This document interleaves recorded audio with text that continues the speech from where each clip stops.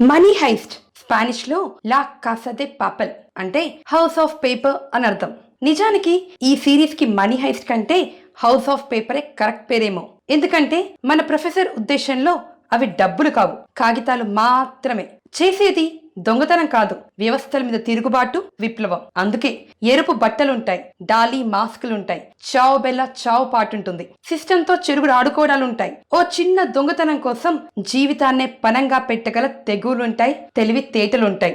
సమాజానికి హీరోలు కావాలని, వ్యవస్థలు చేసే తప్పులని ఎలుగెత్తి చెప్పాలనే కోరికలుంటాయి. ఒక్క ముక్కలో చెప్పాలంటే ఇది దొంగతనం కాదు, మన ప్రొఫెసర్ జీవితం. హాయ్, హలో, నమస్తే. కాఫీ ల్యాండ్ సినిమాకి స్వాగతం. నేను మనీ హైస్ట్ ఎక్స్ప్లెనేషన్ తో వచ్చేసాను. ఈసారి సీజన్ 1 and 2 మాత్రమే ఎక్స్ప్లెయిన్ చేస్తున్నాను. ఈ వీడియోస్ కి వచ్చిన రెస్పాన్స్ ని బట్టి సీజన్ 3 and 4 చెయ్యాలో వద్దో ఆలోచిస్తాను. సో వీలైనంత మందికి మా వీడియోని షేర్ చేయండి. అలాగే మా ఛానల్ కి సబ్స్క్రైబ్ కావడం మాత్రం అస్సలు మర్చిపోకండి. ఇక స్టోరీలోకి వెళ్దామా? మన హీరో అసలు పేరు సెర్గియో మాకినా. అందరూ ప్రొఫెసర్ అని పిలుస్తూ ఉంటారు. ప్రొఫెసర్ తాతగారు ఓ ఇటాలియన్ విప్లవకారుడు. ఆయనే ప్రొఫెసర్ కి చావ్ బెల్లా చావ్ పాట నేర్పిస్తారు. ప్రొఫెసర్ చిన్నప్పుడు చాలా అనారోగ్యంతో బాధపడుతూ అమెరికాలో ట్రీట్మెంట్ తీసుకునేవాడు. అక్కడి హాస్పిటల్ బిల్స్ కట్టడానికి ప్రొఫెసర్ నాన్నగారు బ్యాంక్ లో దొంగతనాలు చేయాల్సి వచ్చేది. చేసిన ప్రతి దొంగతనాన్ని ఓ సినిమా కథలా కలర్ఫుల్ గా ప్రొఫెసర్ కి ఎక్స్ప్లెయిన్ చేసేవారు. ఆయన కోరిక రాయల్ మింట్ ఆఫ్ స్పెయిన్ లో దొంగతనం చేయాలని, ఒక్క దొంగతనంతో లైఫ్ సెటిల్ చేసుకోవాలని. కానీ అది జరగక ముందే ఓ బ్యాంక్ దొంగతనం చేస్తూ సెక్యూరిటీ గార్డ్ చేతిలో కాల్చబడి చనిపోతారు. తన నాన్నగారి ఆఖరి కోరిక నెరవేర్చాలని రాయల్ మింట్ ఆఫ్ స్పెయిన్ లో ఆయన చెప్పినట్టుగానే దొంగతనం చెయ్యాలనుకుంటాడు ప్రొఫెసర్. కానీ తన తండ్రిలా చనిపోకూడదు అనుకుంటే దానికి చాలా ప్రిపరేషన్ కావాలి. అందుకే దాదాపు తన సగం జీవితాన్ని వెచ్చించి మరీ పర్ఫెక్ట్ ప్లాన్ ని తయారు చేసుకుంటాడు. అది ఆచరణలో పెట్టడానికి 8 మంది దొంగల్ని ఓ చోట చేర్చి వాళ్ళకి 5 months పాటు ట్రైనింగ్ కూడా ఇస్తాడు. అందులో మొదటి వ్యక్తి పేరు టోక్యో. ఈ దొంగతనానికి మన ప్రొఫెసర్ పెట్టే ఫస్ట్ రూల్, ఒకరి పర్సనల్ ఇన్ఫర్మేషన్ ఇంకొకరికి తెలియకూడదు. అప్పుడు ఒకరి పట్ల ఇంకొకరికి లవ్, ఎఫెక్షన్, రెస్పాన్సిబిలిటీ ఇవేవి ఉండవు. అందుకే వాళ్ళకి సిటీ నేమ్స్ పెట్టుకోమని సలహా ఇస్తారు. టోక్యో నరేషన్ తోటే మన డ్రామా మొదలవుతుంది. ఆమె బాయ్ ఫ్రెండ్ కలిసి గతంలో దాదాపు 15 దొంగతనాలు చేసి ఉంటారు. కానీ లాస్ట్ దొంగతనంలో ఆమె బాయ్ ఫ్రెండ్ ని సెక్యూరిటీ గార్డ్ కాల్చివేస్తే ఆ సెక్యూరిటీ గార్డ్ ని టోక్యో చంపి స్పెయిన్ లోనే మోస్ట్ వాంటెడ్ క్రిమినల్ గా మారిపోతుంది. స్పెయిన్ వదిలి చైనాకి వెళ్లిపోవాలి అని నిర్ణయించుకొని ఆఖరిసారి తన తల్లిని చూడాలనుకుని బయలుదేరుతుంది. కానీ అప్పటికే టోక్యో కోసం వాళ్ళ ఇంట్లో మాటు వేసి ఉంటారు పోలీసులు. ఆ సమయంలో వచ్చి దేవుడ్లా టోక్యోని రక్షిస్తాడు మన ప్రొఫెసర్. అందుకే ప్రొఫెసర్ ని తన గార్డియన్ ఏంజిల్ లా భావిస్తుంది టోక్యో. ఇక నెక్స్ట్ వచ్చి బెర్లిన్. అతనే ఈ దొంగతనానికి లీడర్. అతని స్పెషాలిటీ జ్యువెలరీ. దాదాపు 27 దొంగతనాలు చేసుంటాడు. Very calm and intellectual person. ఎలాంటి సిచ్యువేషన్ అయినా ట్యాకిల్ చేయగల సమర్థుడు. కానీ ఓ టైప్ ఆఫ్ సైకో. తరువాత మాస్కో. అతను దొంగతనం చేయడంలో ఎంత ఆరితేరున్నా అంతకంటే ఎక్కువగా సొరంగాలు తవ్వడంలో దిట్ట. అతని కొడుకు డెన్వర్ షార్ట్ టెంపర్డ్, డ్రగ్స్ కేసులో ఇరుక్కొని అందులోంచి బయటకు రావడం కోసం దొంగతనం చేయడానికి నిర్ణయించుకుంటాడు. Next Rio, one of the best hacker. Helsinki, Oslo. ఇద్దరు సెర్బియాకి చెందిన సోల్జర్స్ అండ్ కజిన్స్. ఎటువంటి ఆర్మ్స్ నైనా సంపాదించగల సమర్థుడు. And finally Nairobi. Bank notes ని ఫోర్జరీ చేయడంలో దిట్ట. ఈమె ఈ ఆపరేషన్ కి మేనేజర్. అంటే నెక్స్ట్ బెర్లిన్ అన్నమాట. అందరూ కలిసి రాయల్ మింట్ ఆఫ్ స్పెయిన్ లో దొంగతనం చేయడానికి బయలుదేరుతారు. అది 3 టన్నుల ఎక్స్ప్లోసివ్స్ తో.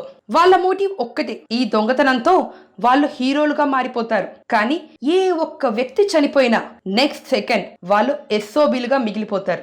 రాయల్ మింట్ కి వెళ్లే పోలీస్ వెహికల్స్ ని ఆపి వాటిలో ఎక్కే రాయల్ మింట్ చేరుతారు. రాయల్ మింట్ అనేది మన రిజర్వ్ బ్యాంక్ టైప్ కరెన్సీని స్టోర్ అండ్ ప్రింట్ చేసుకునే ప్లేస్. లోపలికి వెళ్లి అక్కడి డబ్బంతా సర్దుకొని బయటకు వచ్చేసరికి ఎదురుగా పోలీసోళ్ళు రెడీగా ఉంటారు. చిన్న షూటౌట్ కూడా జరిగిపోతుంది.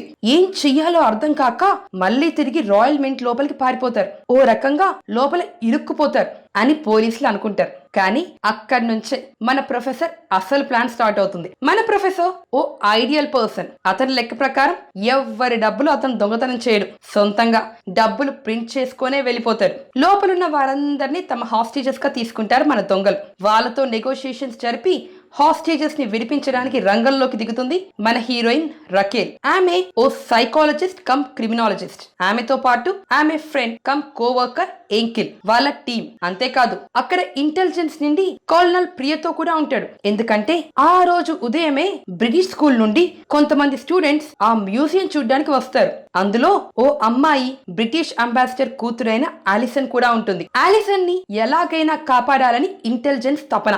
బ్యాంక్ లోపల ఆలిసన్ తన బాయ్ ఫ్రెండ్ తో ఉండగా అతను ఆమె న్యూడ్ ఫొటోస్ ని ఇంటర్నెట్ లో అప్లోడ్ చేసేస్తారు. ఆ బ్యాంక్ లోనే మోనికా అనే ఎంప్లాయ్ పనిచేస్తూ ఉంటుంది.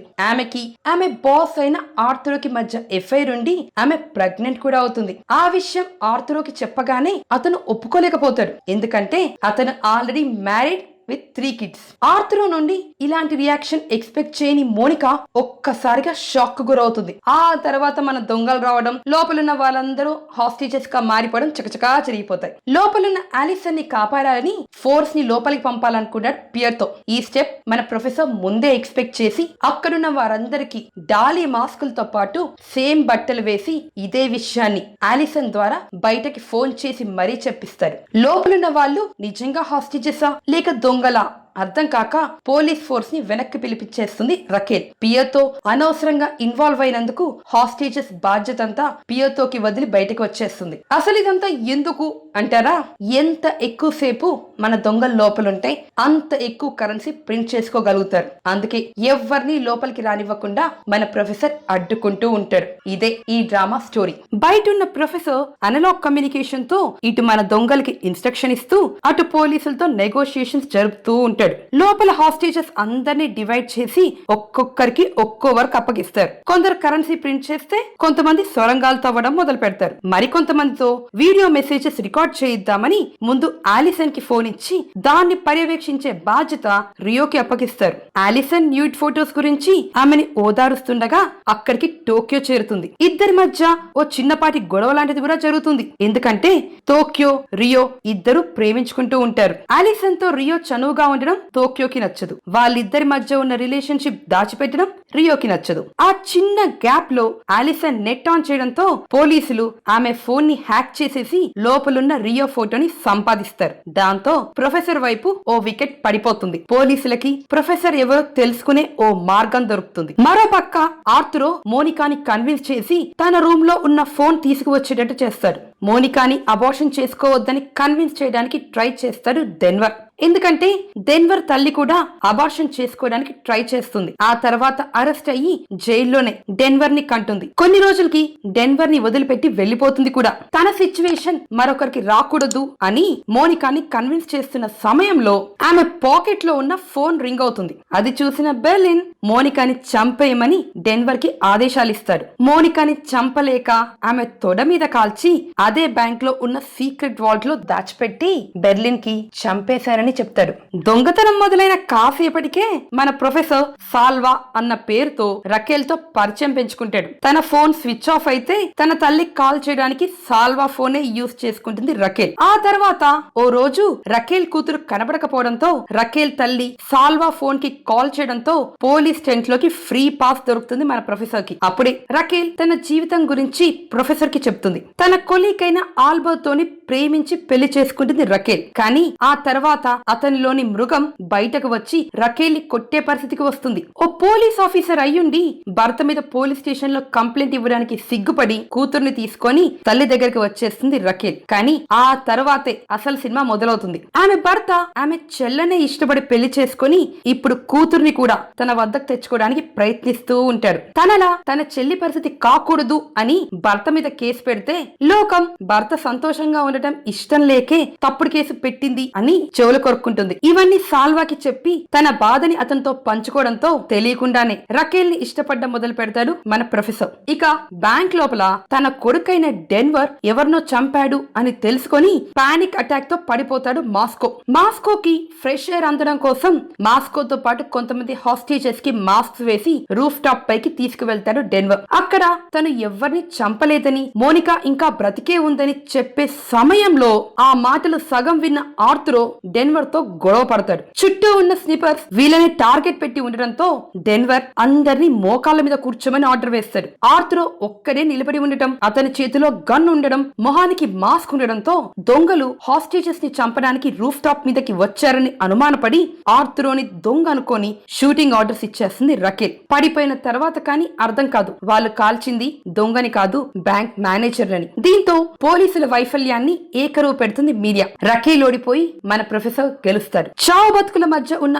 ఆర్థురో చివరగా తన భార్యతో మాట్లాడాలనుకొని మోనికాకి దూరం అవుతాడు. భార్యతో మాట్లాడుతూ మోనికా పేరెత్తి భార్యకి దూరం అవుతాడు. ఓవరాల్ గా రెంటికి చెడ్డ రేవడవుతాడు. రకేల్ ఈ ఇన్సిడెంట్ ని తనకు అనుగుణంగా మలుచుకోవాలనుకుంటుంది. ఆర్థురో కోసం పంపే డాక్టర్స్ గ్రూప్ లో ఏంకిల్ ని చేరుస్తుంది. ఏంకిల్ ని బ్యాంక్ లోపల చూసిన ప్రొఫెసర్ కి ఒక్కసారిగా మైండ్ బ్లాక్ అయిపోతుంది. ఎందుకంటే సాల్వాగా మన ప్రొఫెసర్ పోలీస్ స్టేషన్ లోకి వెళ్ళినప్పుడు అక్కడ ఏంకిల్ ని ఆల్రెడీ చూసుంటాడు. ఏంకిల్ ని గుర్తుపట్టగానే ఒక్కసారిగా డాన్స్ చేసి సంతోషపడతారు. ఎందుకంటే ఈ స్టెప్ పోలీసులు తీసుకోవాలి అని ఎప్పటి నుంచో వెయిట్ చేస్తూ ఉంటాడు మన ప్రొఫెసర్. ఏంకిలే పోలీస్ ఆఫీసర్ అని ప్రొఫెసర్ ద్వారా తెలుసుకున్న బెర్లిన్ చెక్ చేస్తామని అతని వస్తువులన్నీ తీసుకొని అతని స్పెట్స్ లో ఓ చిన్న మైక్ అక్కడికక్కడ అరేంజ్ చేసి ఏమీ తెలియనట్టు ఏంకిల్ కి ఇచ్చేస్తారు. డాక్టర్స్ ఆర్థురోకున్న బుల్లెట్ తీసి సూచర్స్ వేసే లోపు మరో group officers red dresses Dolly mask తో వెంటిలేషన్ ద్వారా లోపలికి వెళ్లి అందరితో మామూలుగా కలిసిపోయి టైం చూసి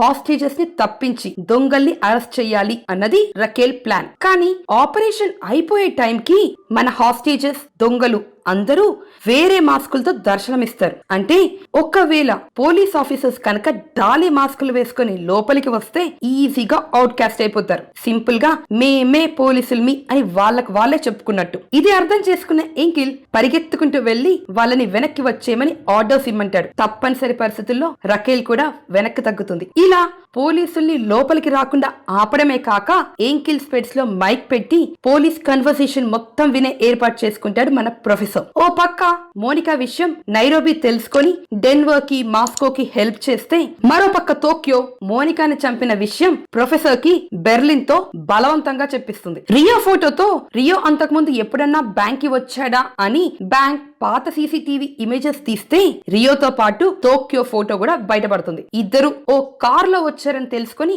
ఆ కార్ కోసం వేట ప్రారంభిస్తుంది రకేల్. ఈ విషయాలన్నీ మైక్ ద్వారా తెలుసుకుంటాడు మన ప్రొఫెసర్. దొంగతనానికి ముందు వాళ్ళు యూజ్ చేసిన కార్ ని జంక్ యార్డ్ లో క్రష్ చేయించమని హెల్సింకీకి చెప్పుంటాడు. అది మళ్ళీ ఓసారి కన్ఫర్మ్ చేసుకోవాలనుకుంటాడు. కానీ హెల్సింకీ ఆ కార్ ని జంక్ యార్డ్ లో వదిలేసి వచ్చేస్తారు. దాన్ని క్రష్ చేయించడానికి ఇచ్చిన డబ్బులు తన ఫ్యామిలీ ఖర్చుల కోసం పంపించుకొని ఉంటాడు.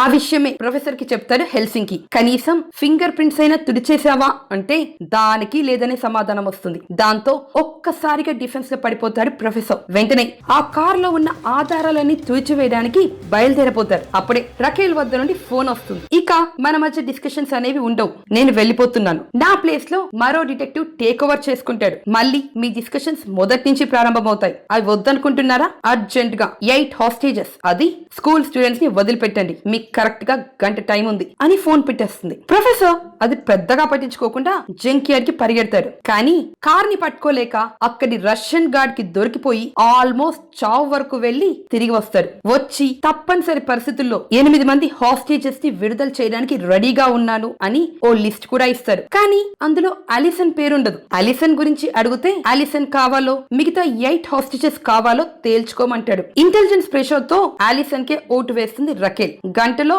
ఏ డెసిషన్ చెప్తాను అని ఫోన్ పెట్టేసి మళ్ళీ జంక్ యార్డ్ కి పరిగెడతాడు. రకేల్ కూడా కార్ జంక్ యార్డ్ లో వదిలేశారేమో అన్న అనుమానంతో జంక్ యార్డ్ కి బయలుదేరుతుంది. కాకపోతే ప్రొఫెసర్ కంటే ఓ క్షణం లేట్. ఆ ఒక్క క్షణంలో ప్రొఫెసర్ కార్ లో ఉన్న ఫింగర్ ప్రింట్స్ అన్ని తుడిచేసి బెర్లిన్ బటన్ మాత్రమే వదిలిపెట్టి వెళ్ళిపోతాడు. అది ఓ భిక్షవాడి వేషంలో పోలీసుల కళ్ళెదురు నుంచే. రకేల్ త్వరగా తేరుకున్నా అప్పటికే లేట్ అయిపోయి ఉంటుంది. అంతేకాదు అదే సమయంలో రకేల్ 8 మంది హాస్టేజెస్ కి బదులుగా ఒక్క అలిసన్ ని ఎంచుకున్న ఆడియో మీడియాలో రిలీజ్ అయిపోతుంది. టోక్యో ద్వారా రిలీజ్ చేయిస్తాడు మన ప్రొఫెసర్. అలా సామాన్యుల ప్రాణాల కంటే డబ్బున్న అధికారం ఉన్న వ్యక్తుల ప్రాణాలకి విలువనిచ్చే ఈ సిస్టమ్ చెంప పగలగొడతాడు. ఈ ఆడియోతో రకేల్ ఇమేజ్ మొత్తం డ్యామేజ్ అయిపోతుంది. ఇదే అదనగా ఆమె భర్త తన కూతుర్ని తన వద్దకు తెచ్చుకునే ప్రయత్నాలు కూడా మొదలు పెడతాడు. బెర్లిన్ బటన్ మీద ఉన్న అతని ఫింగర్ ప్రింట్స్ తో బెర్లిన్ హిస్టరీ మొత్తం సంపాదిస్తుంది రకేల్. అతని సెల్మేట్ ని పట్టుకొని అతను ప్రతిరోజు రెట్రాక్సిల్ అనే మెడిసిన్ తీసుకోవాల్సిన అవసరం ఉందని తెలుసుకొని ఆ మెడిసిన్ ఎక్కడి నుంచి కొన్నాడో ఆ డీటెయిల్స్ తనకు కావాలి అని ఆ పనిని ఏంకిల్ నే స్వయంగా చేయమని కోరుతుంది. ఎందుకంటే కరెక్ట్ గా వీళ్ళు వెళ్లే టైంకి ఎవరో వచ్చి ఫింగర్ ప్రింట్స్ ని తుడిచివేయడం అనేది కోఇన్సిడెన్స్ కాదని, పోలీస్ ఫోర్స్ లో ఎవరో మోల్ ఉన్నారని ఆమె నమ్మకం. అందుకే నమ్మకస్తుడైన ఏంకిల్ కి అప్పగిస్తుంది. కానీ అసలు విషయాలన్నీ ఏంకిల్ వద్ద ఉన్న మైక్ ద్వారానే లీక్ అవుతున్నాయి అని ఎక్స్పెక్ట్ చేయలేకపోతుంది. అదే సమయంలో ప్రొఫెసర్ ని చూసిన రష్యన్ గార్డ్ కూడా టెంట్ కి చేరుతాడు. ప్రొఫెసర్ స్కెచ్ ఆల్మోస్ట్ డ్రా చేసి రకేల్ కి చూపించే టైంలో మన ప్రొఫెసర్ మరో పాచిక విసురుతాడు. పోలీస్ రేడియో ద్వారానే రష్యన్ లో గార్డ్ ని బెదిరించి అతనితోటే గీయించిన బొమ్మని కాస్త డిలీట్ చేయించి అక్కడి నుంచి పారిపోయేటట్టు చేస్తాడు. కానీ ఎంత తెలివిగల వాడైనా ఏదో ఒక చోట తప్పు చేసినట్టు మన ప్రొఫెసర్ కూడా పోలీస్ కార్ లో తన ఫింగర్ ప్రింట్స్ ని వదిలి వెళ్ళిపోతాడు. మరో పక్క తన బటన్ పోలీసులకు దొరకడానికి కారణం డెన్వర్ ఏమో అన్న అనుమానంతో డెన్వర్ ని పనిష్ చేయాలనుకుని వచ్చిన బెర్లిన్ కి మోనికా కనబడుతుంది. మోనికాని డెన్వర్ ని ఏదైనా చేసే లోపే ప్రొఫెసర్ వద్ద నుంచి ఫోన్ వచ్చేస్తుంది. బటన్ ని తానే పెట్టాడని, ఓ హాస్టేజ్ ని చంపినందుకు ఇది నేను నీకు వేసే శిక్షని చెబుతాడు ప్రొఫెసర్. కానీ మోనికా బ్రతికే ఉండడంతో తాను ఫాలో అయ్యే మెయిన్ రూల్ బ్రేక్ కాలేదని తెలుసుకొని ప్లాన్ లో నెక్స్ట్ స్టేజ్ ని అమల్లో పెట్టమంటాడు. దాంతో ఒక్కసారిగా బ్యాంక్ నుండి గన్ షాట్స్ తో పాటు హాస్టేజెస్ భీకర అరుపులు విని పోలీసుల గుండెలు అదిరిపోతాయి. ఎందుకు అని ప్రొఫెసర్ కి కాల్ చేసి అడిగితే సరదాగా మా గన్స్ పనిచేస్తున్నాయో లేదో అని ట్రై చేశాం అంతే అని సమాధానం ఇస్తారు. రకేల్ ఆ మాటలు నమ్మలేక హాస్టేజెస్ అందరూ సురక్షితంగా ఉన్నారు అనడానికి ప్రూఫ్ పంపమంటుంది. పంపిస్తారు కూడా. కానీ అవన్నీ ట్యాంపర్డ్ వీడియోస్ అయి ఉంటాయి. అందుకే తనే లోపలికి వెళ్లి హాస్టేజెస్ అందరినీ చూడాలనుకుంటుంది. అండ్ దానికి చాలా ఈజీగా ఒప్పుకుంటాడు మన ప్రొఫెసర్. ఎందుకు? మన ప్రొఫెసర్ ప్లాన్ ఒక్కటే, పోలీసుల ఇన్వెస్టిగేషన్ కంటిన్యూ కావాలి. కానీ అది ప్రొఫెసర్ అనుకున్నట్టుగా జరగాలి. ప్రతిసారి ఇక్కడతో మేం కేస్ సాల్వ్ చేసేస్తున్నాము అని పోలీసులు ఫీల్ అయినప్పుడల్లా అరే ప్రొఫెసర్ ప్లాన్ కి అనుగుణంగా మేం ప్రవర్తించామే అని నాలిక ఖర్చుకోవాలి. ఇప్పుడు అదే జరుగుతుంది. రకేల్ లోపలికి వెళ్లి హాస్టేజెస్ అందరూ సురక్షితంగా ఉన్నారు అని తెలుసుకోవడానికి 2 గంటల సమయం పడుతుంది. ఆ 2 గంటలు ఆమె ఇన్వెస్టిగేషన్ హాల్ట్ కావడమే కాక వాళ్ళు మరో 16 మిలియన్ యూరో ఎక్స్ట్రాగా ప్రింట్ చేసుకునే అవకాశం ఆమె చేతులారా ఆమె అందిస్తుంది. అది అర్థం కాగానే రియోని తన వైపు తిప్పుకోవడం కోసం సైలెంట్ గా వాళ్ళ పేరెంట్స్ మెసేజ్ అందిస్తుంది. ఇది మన ప్రొఫెసర్ ముందే ఎక్స్పెక్ట్ చేస్తారు. అలా వచ్చినప్పుడు పోలీసులకి అనుగుణంగా మాట్లాడుతూ టైం ఎక్స్టెండ్ చేయడానికి ట్రై చేయమంటాడు. కానీ అది రియో ఉపయోగించుకోలేకపోతాడు. అంతేకాదు బెర్లిన్ ఇంకెన్నో రోజులు బ్రతకడు అన్న విషయం మన దొంగలకి చెప్పి వాళ్ళ మధ్య మనస్పర్ధలు క్రియేట్ చేయడానికి ట్రై చేస్తుంది కూడా. ఇంత తతంగం జరుగుతుంటే మన ఆర్థ్రో ఎందుకు సైలెంట్ గా ఉంటాడు? ఆలిసన్ ని వెళ్లి లాకర్ లో దాక్కోమని ఆ లాకర్ నెంబర్ చెప్పి మరీ రెచ్చగొడతాడు. రకేల్ బయటకి రాకపోతే పోలీసులు లోపలికి వచ్చేస్తారు. అప్పుడు హాస్టేజెస్ ఎవరు, దొంగలెవరు అని చూసుకోవడం అంటూ ఏది ఉండదు. ఆలిసన్ క్షేమంగా ఉందని తెలుసుకునే వరకు రకేల్ బయటకి రాదు. ఆలిసన్ ఎక్కడుందో చెప్దామని ఫోన్ ఎత్తగానే ప్రొఫెసర్ ఇంటి ముందట ఏంకిల్ ప్రత్యక్షమై అతను ఏం చేస్తున్నాడు, ఎక్కడుంటున్నాడు అని కుశల ప్రశ్నలు వేయడం మొదలు పెడతాడు. అంతేకాదు సాల్వా ఇంట్లో ఉన్న ఓ స్పూన్ ని తీసుకెళ్లి పోలీస్ కార్ లో దొరికిన ఫింగర్ ప్రింట్స్ తో మ్యాచ్ చేయమని ఫోరెన్సిక్ డిపార్ట్మెంట్ కి అందిస్తాడు కూడా. ఫైనల్ గా ఆలిసన్ ని పట్టుకొని రకేల్ ముందట పెట్టడంతో అక్కడ కథ సుఖాంతం అయిపోతుంది. బెర్లిన్ మెడిసిన్స్ ఎక్కడ కొన్నాడో ఏంకిల్ కి అడ్రస్ దొరకడంతో అక్కడికి బయలుదేరతాడు ఏంకిల్. కానీ అంతకు ముందే ప్రొఫెసర్ వెళ్లి ఆ ఫైల్స్ అన్ని కొట్టేసుకొస్తారు. ఆ ఒక్క చిన్న పని ఏంకిల్ రకేల్ మధ్య ఉన్న 15 సంవత్సరాల ఫ్రెండ్షిప్ ని చెడగొట్టి ఇద్దరి మధ్య పెద్ద అగాధాన్ని సృష్టిస్తుంది. ఎందుకంటే ఏంకిల్ ఫార్మసీ వద్దకు వెళ్తున్నట్టు తెలిసింది వాళ్ళిద్దరికే. అయితే ఏంకిల్ మోలై ఉండాలి లేదా రకేల్ అయి ఉండాలి. ఏంకిల్ కాదని ఏంకిల్ కి తెలుసు, రకేల్ కాదని రకేల్ కి తెలుసు, అలాగే రకేల్ కాదని ఏంకిల్ కి కూడా తెలుసు. అందుకే సాల్వా అయిన మన ప్రొఫెసర్ ని అనుమానిస్తారు. ఆ విషయం రకేల్ ఒప్పుకోలేకపోతుంది. ఎందుకంటే ఎప్పటి నుంచో ఏంకిల్ రకేల్ ఇష్టపడుతూ ఉంటాడు. ఆ జెలసీతోటే సాల్వా మీద అబాండాలు వేస్తున్నాడేమో అని అనుమానించి అక్కడి నుంచి అతన్ని వెళ్లిపోమని చిదరించుకుంటుంది. ఏంగిల్ తో ఎంత రూడ్ గా మాట్లాడినా అతని మాటలు ఆమె మనసులోంచి పోవు. అందుకే సాల్వాకి గన్ పాయింట్ పెట్టి మరి అతని ఇల్లంతా సర్చ్ చేస్తుంది. కానీ ఆమెకి అతనే ప్రొఫెసర్ అనడానికి ఏ ఆధారము దొరకదు. మరో పక్క తనని అనుమానపడింది అన్న బాధతో ఏంకిల్ తాగి డ్రైవ్ చేసి యాక్సిడెంట్ కి గురై కోమాలోకి వెళ్లిపోతాడు. అంతకుముందే ఫోరెన్సిక్ నుండి ఏంకిల్ కి కాల్ వస్తుంది. అతనిచ్చిన స్పూన్ మీదున్న ఫింగర్ ప్రింట్స్ రష్యన్ గార్డ్ ని బెదిరించిన ప్రొఫెసర్ ఫింగర్ ప్రింట్స్ మ్యాచ్ అయ్యాయని చెప్తారు. ఆ విషయం రకేల్ కి ఎలాగైనా చెప్పాలి అని ఆమె ఇంటికి కాల్ చేసి చెప్తారు. కానీ అది ల్యాండ్ లైన్ లోని ఇన్బాక్స్ లోకి వెళ్లిపోతుంది. సాల్వానే ప్రొఫెసర్ అన్న నిజం ఆ ల్యాండ్ లైన్ లోనే నిక్షిప్తమైపోతుంది. ఆ తరువాత ఏంకిల్ స్పెట్స్ లో మైక్ ఉందని రకేల్ కి తెలిసినా ఏమీ చెయ్యలేని అశక్తురాలుగా మిగిలిపోతుంది. ఇంత జరుగుతుంటే మన ఆర్థరో అస్సలు సైలెంట్ గా ఉండడు. అందుకే అక్కడి నుంచి తప్పించుకునే ప్లాన్ వేస్తాడు. బాత్రూమ్ కి వెళ్ళినప్పుడు ఆర్థరోకి బ్యాంక్ సెక్యూరిటీ గార్డ్ ఎదురవుతాడు. అప్పుడే ఓ ప్లాన్ చకచకా గీసేస్తాడు. తనకు ఏం దొరికితే అది, అంటే స్క్రూ డ్రైవర్, సిజర్స్ అలాంటివి తీసుకొచ్చి బాత్రూమ్ లో దాచిపెడతానని 2 గంటల్లో వచ్చి వాటిని తీసుకొని వాటి సాయంతో గార్డ్స్ బ్యాంక్ లో బందీలుగా ఉన్న పోలీసులను విడిపించి అందరూ కలిసి హాస్టేజెస్ ని కాపాడి బ్యాంక్ లోంచి తప్పించుకు పారిపోయేటట్టు చేయాలి. ఇది అతని ప్లాన్. దానికి ఆలిసన్ బాయ్ ఫ్రెండ్ అయిన ప్యాప్ లో సాయం కోరుతాడు ఆర్థరో. యాక్చువల్ గా బ్యాంక్ లోకి మన దొంగలు ఎంటర్ అయినప్పుడే కొంతమందిని సొరంగాలు తవ్వడానికి నియమిస్తారు. అది కేవలం పోలీసులు డైవర్ట్ చేయడానికే. వేరే వాల్ట్ లో మాస్కో ఒక్కడే సొరంగం తవ్వడం మొదలుపెట్టి ఆల్మోస్ట్ నేలం తాకే వరకు తవ్వేసి ఉంటాడు. అయితే ఇప్పుడు ఆ సొరంగాలు తవ్వే వాళ్ళలో ప్యాబ్లో కూడా ఒకడు. ఆర్థరో ప్యాబ్లోని తవ్వడానికి ఉపయోగించే కొన్ని పరికరాలను కొట్టేసి తీసుకెళ్లి బాత్రూమ్ లో దాచిపెట్టమంటాడు. వాటిని ఆర్థరో చెప్పిన టైం కి సెక్యూరిటీ గార్డ్ వచ్చి తీసుకువెళ్లి అతనితో పాటున్న సెక్యూరిటీ, పోలీస్ కట్లు విప్పేసి రాడ్స్, కర్రలతో డిన్నర్ పెట్టడానికి వచ్చిన ఓస్ లో తల పగల కొట్టి అతని గన్ తీసుకొని పారిపోవడానికి రెడీగా ఉంటారు. అంతకంటే ముందే ఆర్థరో మోనికా ఆమె బిడ్డ బాధ్యత తీసుకోవడానికి నిర్ణయించుకొని తన ప్లాన్ ని మోనికాకి చెప్పి ఆమెని అక్కడి నుంచి తీసుకెళ్దామని ఆమె ఉండే వాల్ కి వస్తాడు. కానీ అప్పటికే మోనికా డెన్వర్ ని ఇష్టపడ్డం మొదలు పెడుతుంది. తీరా ఆర్థరో వచ్చి వాళ్ళని చూడకూడని పరిస్థితుల్లో చూసి కోపం తట్టుకోలేక డెన్వర్ మీద అటాక్ చేస్తాడు. కానీ డెన్వర్ తిరిగి కొట్టబోయేసరికి భయపడి హాస్టేజెస్ పారిపోతున్నారు అన్న ఇన్ఫర్మేషన్ లీక్ చేసేస్తారు. డెన్వర్ తేరుకుని ఈ విషయం బెర్లిన్ కి చెప్పి బెర్లిన్ ప్రొఫెసర్ కి కాల్ చేసి అతను రకేల్ తో ఉండేసరికి లిఫ్ట్ చేయకపోవడంతో ఎలాగైనా హాస్టేజెస్ ని ఆపుదాం అని సీన్ లోకి దిగే టైం కే వాళ్ళు ఎంట్రన్స్ కి పెట్టిన ఎక్స్ప్లోజివ్స్ ని పేల్ చేసి మరీ బయటకు పారిపోతారు. రకేల్, ప్రొఫెసర్ ప్రేమ రకేల్ కి తన 15 సంవత్సరాల ఫ్రెండ్ అయిన ఏంకిల్ ని దూరం చేస్తే ప్రొఫెసర్ కి తను సగం జీవితం వెచ్చించి వేసిన ప్లాన్ ఫెయిల్ అయ్యే పరిస్థితి తీసుకొస్తుంది. మన దొంగలు కాస్త తేరుకొని టెంపరరీ డోర్ ఒకటి అక్కడికక్కడ అరేంజ్ చేసి పోలీసుల్ని లోపలికి రాకుండా అడ్డుకోగలుగుతారు. కానీ హాస్టేజెస్ కొట్టిన దెబ్బతో ఓస్లోకి బ్రెయిన్ డెడ్ అయిపోతుంది. అప్పటికి వాళ్ళు వచ్చి 62 గంటలు దాటిపోతాయి. బయటకు వచ్చిన హాస్టేజెస్ లోపలున్న దొంగల గురించి పోలీసులకి కంప్లీట్ ఇన్ఫర్మేషన్ ఇచ్చేస్తారు. హాస్టేజెస్ కొంతమంది తప్పించుకున్నారు అని తెలుసుకోగానే మిగిలిన హాస్టేజెస్ లో ఓ లాంటి రెవల్యూషన్ వచ్చేస్తుంది. అలా వస్తుంది అని మన ప్రొఫెసర్ ముందే ఎక్స్పెక్ట్ చేస్తారు. అలాంటప్పుడు హాస్టేజెస్ ని ఎలా డీల్ చేయాలో కూడా ట్రైనింగ్ ఇచ్చి ఉంటాడు. దాన్నే ఫాలో అవుతాడు బెర్లిన్. హాస్టేజెస్ కి 2 ఆప్షన్స్ ఇస్తారు. ఒకటి ఫ్రీడమ్, వాళ్ళు కావాలనుకుంటే అప్పటికప్పుడు బయటకు పంపించేస్తారు. లేదా దొంగతనంలో వాటా,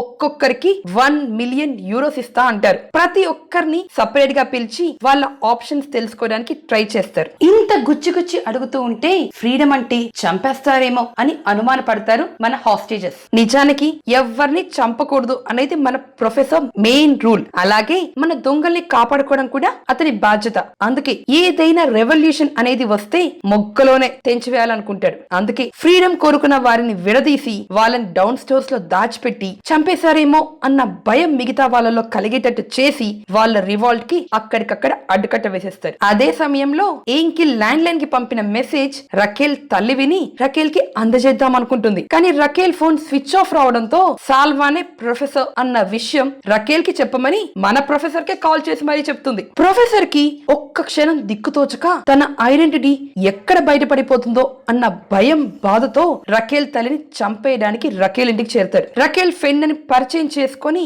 ఆమె తాగే కాఫీలో హార్ట్ అటాక్ రావడానికి కారణమయ్యే మెడిసిన్ కలిపి వెళ్ళిపోవాలనుకుంటాడు. కానీ తీరా ఆమె ఆ కాఫీ తాగే టైం కి మన ప్రొఫెసర్ మనసు గద్దించడంతో కాఫీ కప్ ని నేలకేసి కొట్టేస్తారు. ఏం చేశాడు, ఎందుకు చేశాడు అడగాల్సిన రకేల్ తల్లి కప్పడేసినందుకు క్షమించు అని ప్రొఫెసర్ కి చెప్పి తాపీగా క్లీన్ చేసుకుంటున్నప్పుడు అతనికి అర్థమవుతుంది ఆమెకి అల్జైమర్ అని. దాంతో ఆమెను చంపాల్సిన అవసరం రాకుండా ఫోన్ లో ఉన్న మెసేజ్ ని డిలీట్ చేసేసి వెళ్ళిపోవాలనుకుంటాడు. కానీ అదే టైంలో రకేల్ ఎదురుపడుతుంది. ముగ్గురు కలిసి లంచ్ చేస్తూ ప్రొఫెసర్ క్యాజువల్ గా దొంగతనం గురించి మాట్లాడుతూ నిన్న గన్ షాట్స్ కూడా వినపడ్డాయి, బహుశా ఈ దొంగతనం ట్రాజడీగా ఎండ్ అవుతుందేమో అంటాడు. వెంటనే రకేల్ కి ఓ ఆలోచన వచ్చి ఫైరింగ్ నేర్చుకోవాలంటే ఓ ప్లేస్ ని వాళ్ళు ఆక్యుపై చేసుకుని కొన్ని నెలల పాటు ప్రాక్టీస్ చేసి ఉండాలి. అలాంటి ప్లేస్ ఏంకిల్ వెళ్లిన ఫార్మసీ చుట్టుపక్కల ఏదైనా ఉందేమో కనుక్కోమని పోలీస్ ఫోర్స్ కి ఆర్డర్ ఇచ్చేస్తుంది.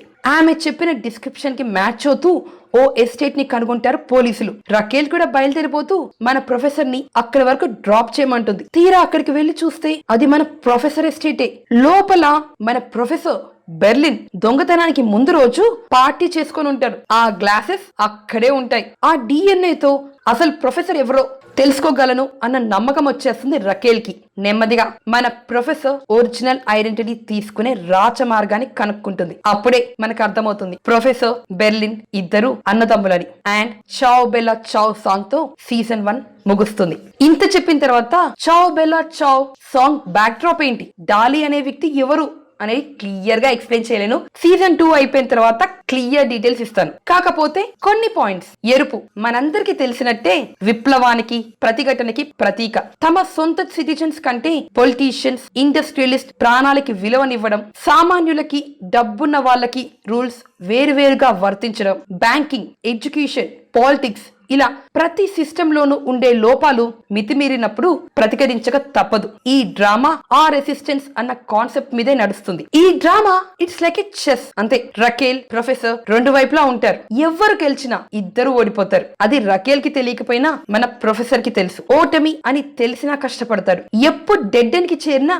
అక్కడి నుండి మరో రూట్ వెతుకుతాడు. ఒక్క చుక్క రక్తం చిద్దకుండా ఇంత పెద్ద హైస్ట్ కొనసాగించాలనుకున్న ప్రొఫెసర్ క్యారెక్టర్ కి నిజంగా హ్యాట్స్ ఆఫ్ చెప్పాల్సింది. ఈ డ్రామా చూసిన వారందరికీ ఖచ్చితంగా నచ్చే క్యారెక్టర్స్ రకేల్ అండ్ ప్రొఫెసర్. ఖచ్చితంగా నచ్చని క్యారెక్టర్ ఆర్థురో. కానీ చూసేటప్పుడు థోరస్ అనే ఒక క్యారెక్టర్ ఉంటుంది. చాలా మంది అతన్ని అబ్జర్వ్ కూడా చేసి ఉండరు. నోట్స్ ప్రింట్ చేస్తూ ఉంటాడు. But he's one of the most simple, down to earth and really intellectual compared to Arturo. ఇలా ఎవరు అబ్జర్వ్ చేయని క్యారెక్టర్స్ ని మీరేమన్నా చూసారా? మీ అభిప్రాయాలు కింద కామెంట్ బాక్స్ లో మాతో షేర్ చేసుకోండి. సీజన్ 2 తో మళ్ళీ కలుద్దాం. అప్పటి వరకు చావ్.